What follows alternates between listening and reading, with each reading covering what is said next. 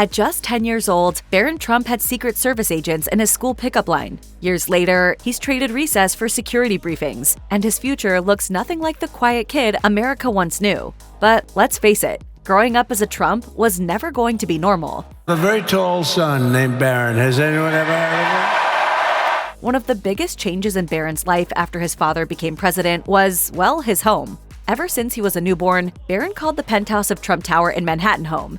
Are we ever going to see Barron as a contestant on The Celebrity Apprentice? No, I think he'll be the one like me that does the firing, right? Yeah. But that would all change. His parents were mindful of how much a move to the White House might affect their son and decided to let him finish out the school year in New York before officially changing his address to 1600 Pennsylvania Avenue. Melania Trump tweeted at the time, "Looking forward to the memories we'll make in our new home." Months prior, Donald told People magazine, he does love New York and he loves his school. Not so much living in the White House. It's a little scary for him because he thinks he is going to be taken away from his friends. He has a very good school in New York where he has a lot of friends. But I tell him if this happens, Daddy will help people and can help children like him, and that makes him happy. He grew up very fast. His childhood from 10 years old was very different than any other child. School is a major part of any kid's life, and that was no different for Barron. I have to go to school now. Yeah, you will have lunch and then you go to school. Now I'm gonna go. Yeah. Before the 2016 election, he was attending Columbia Grammar and Preparatory School, a prestigious private academy on Manhattan's Upper West Side. But everything changed when he became the new kid in class in September 2017. For 6th grade, Barron enrolled at St. Andrew's Episcopal School in Maryland, far from home and friends. Melania told People magazine, "We are very excited for our son to attend St. Andrew's Episcopal School. It is known for its diverse community and commitment to academic excellence. The mission of St. Andrew's is to know and inspire each child in an inclusive community dedicated to exceptional teaching, learning, and service, all of which appeal to our family." Always good students, always the big schools, the good schools, hard to get into schools. Barron's a very smart guy. Before saying goodbye to New York, Barron reportedly took his classmates on a final field trip to the White House. He remained at St. Andrews through 2020. Another major shift in Barron's life came with the round-the-clock presence of the Secret Service. While he may have been used to bodyguards during outings with his parents, having federal agents track his every move, even at school, was something entirely different. From New York to Maryland to Florida, his safety quickly became a full-time government operation. According to First Coast News, the head of Oxbridge Academy said, "A small contingent of agents will be present during each school day. We are working directly with the Secret Service to ensure that logistics and security work smoothly and discreetly with little impact on students, faculty, staff, or day-to-day operations." The added presence was felt throughout Barron's school years, including in Florida, where the agents coordinated closely with school administrators. The school's director of enhancement told the outlet that most parents were supportive of the arrangement and praised the professionalism of the agents, calling them fantastic. For Barron, it was just another adjustment in a life where normal childhood milestones came with motorcades, protocols, and national headlines. After Donald lost the 2020 election, the family made another big move, this time to Florida. Rather than returning to New York, they relocated full-time to Mar-a-Lago. And, well, Barron didn't have much say in the matter. His parents had already changed their official residence from New York to Florida in 2019, citing political tensions and tax concerns. In October 2019, Donald tweeted, "Despite the fact that I pay millions of dollars in city, state, and local taxes each year, I have been treated very badly by the political leaders of both the city and state. Few have been treated worse." That year, Palm Beach officially accepted Mar-a-Lago as the Trumps' permanent residence. For Barron, it meant another school switch, this time to Oxbridge Academy in West Palm Beach. He graduated in May 2024 with both Donald and Melania in attendance. A source told People Mag, Melania will keep her hand on Barron's future just as much going forward as she had throughout his early and current school years. He is her world, she is proud of him, and she is the primary decision maker on Barron and his future. Barron appears to be especially close with Melania. Teach him to be responsible and treat people with respect and kindness. She has reportedly devoted much of her life to raising and protecting her only son. He's all into sport, so he's a great athlete. Over the years, she's taken a noticeably active role in shaping his education, shielding him from public scrutiny, and maintaining a low-profile family life, especially when compared to the rest of the Trump circle.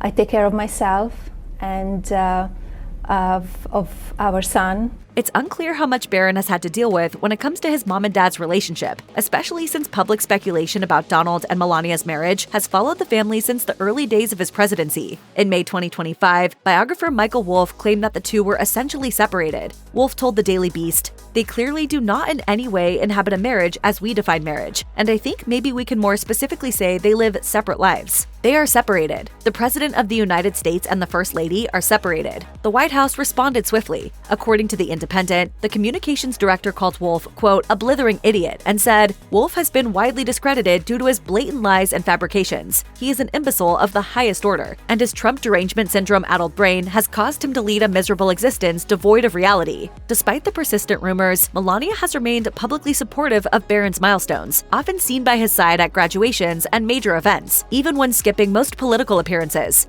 Before 2016, Barron may have lived a relatively private life, but once Donald became president, that changed dramatically. As the youngest child of a sitting president, Barron quickly became a public figure, attracting attention both online and offline. Unfortunately, that also meant becoming a potential target. In August 2023, NBC Chicago reported that a 41-year-old woman was arrested and charged with transmitting threats to violently harm another person. According to court documents, she sent an email to Barron's school stating, "I will state that I will shoot Donald Trump Sr. and Barron Trump straight in the face at any opportunity I get."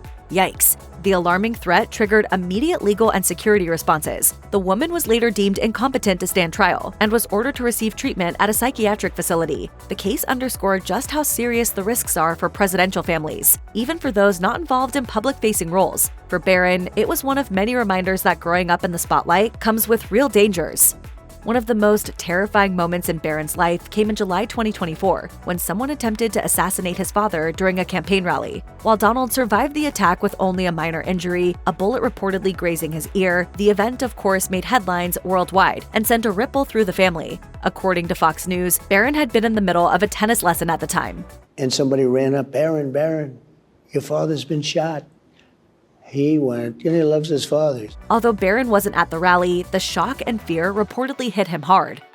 And he ran, "Mom, what's going on? The following month, Donald resumed public appearances with extra protection. So I have a piece of glass here.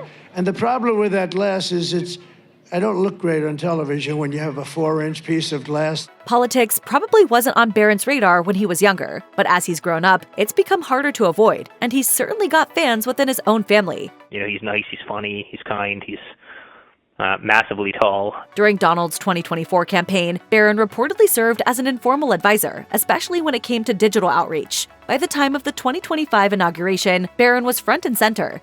Barron Trump, a legend.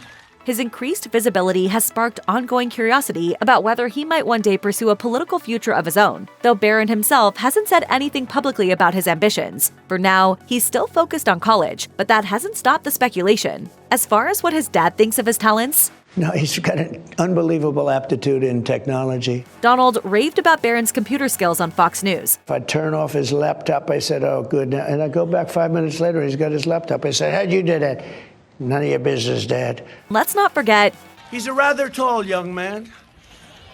He's tall. a few months earlier, Melania echoed that pride during an interview on Fox and Friends, crediting Barron with helping to bring in many young voters from his generation. He is a grown young man. I'm very proud of him, about his knowledge, even about politics, and giving an advice to his father. These days, Barron is still in college, but has officially moved into the White House for a second time. His father claims Barron's knowledge of the youth vote helped him win the election. He said, "Dad, you got to go out, do Joe Rogan, do all these guys," and we did.